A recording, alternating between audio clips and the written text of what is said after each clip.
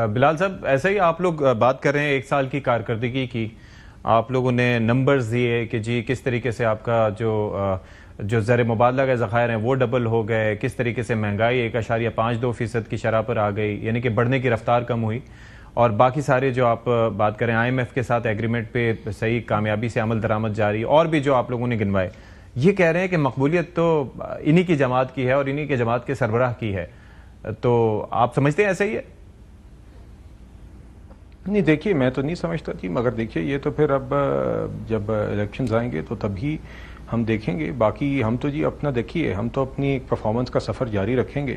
اچھا. اور ہم نے PMLN نے ہمیشہ پرفارمنس کی بنیاد پر ہی اپنی سیاست کی ہے جی، اور انشاءاللہ پھر سے پنجاب میں بھی اور وفاق پہ اپنی پرفارمنس کی بنیاد پہ آگے انشاءاللہ عوام کے پاس واپس جائیں گے جی.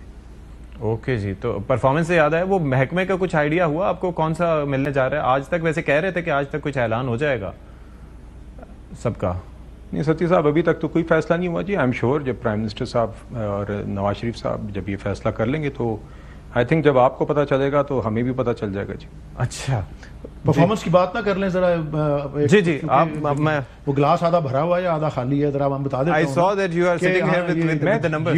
GDP کی گروتھ جو ہے لیس دین 1% ہے جی. اچھا. آپ کا مین کراپس جو ہیں -11% ہے، کاٹن کراپ -34% ہے. آپ کا لارج اسکیل مینوفیکچرنگ جو ہے -1.9% پہ گرو کر رہی ہے.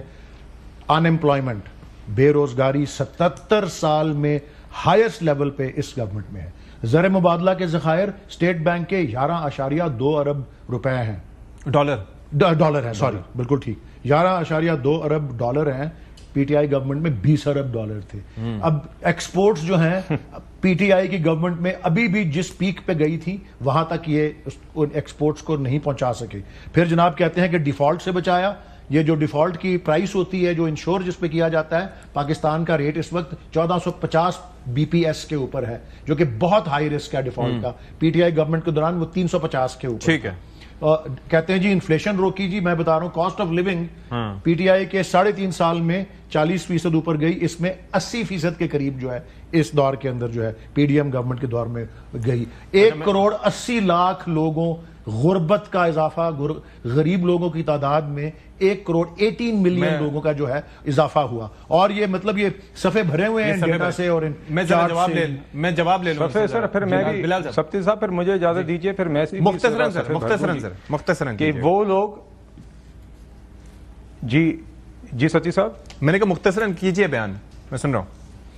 جی چلے، میں اتنا ہی کہوں گا جی. جو ہم پرفارمنس اپنی اون کرتے ہیں، PTI کو بنیادی درد یہ ہے کہ جنہوں نے بار بار ملک کو ڈیفالٹ کرانے کی کوشش کی، IMF کو چٹھیاں لکھ کے، آڈیو لیکس جس میں آپ کی شوکت ترین صاحب اور ان کی سامنے آئیں، کہ ان کو درد ہی اس بات کی کہ ملک ڈیفالٹ نہیں کیا.